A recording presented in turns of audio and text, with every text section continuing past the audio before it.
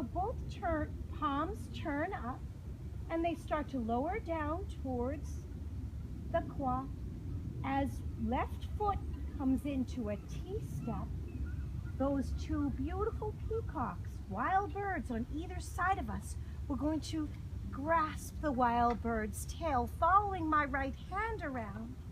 I step out into that bow step, hands tied, almost reach towards each other, spread out like the peacock wings, reaching out for that bird, keeping the spine elongated, no rounding or straining. It's an 80-20 weight shift.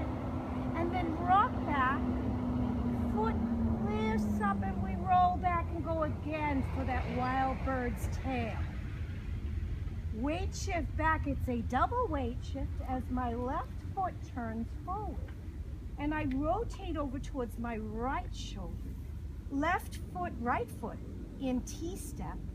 Both palms turn up, lower down to the hip area as my left hand circles around. I follow it and we step back out to grasp the wild bird's tail.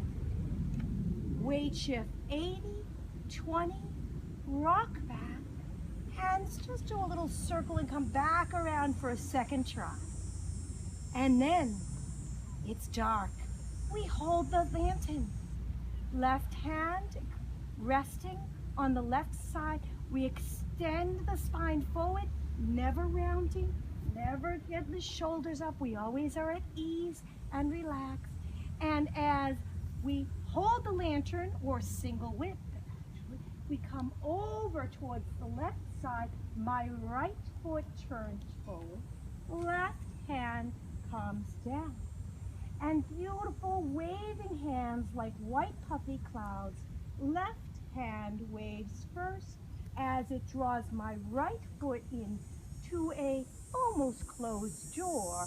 Right hand now circles around with no movement from the legs. And then the left hand again for 3 as we step back out into a nice open door.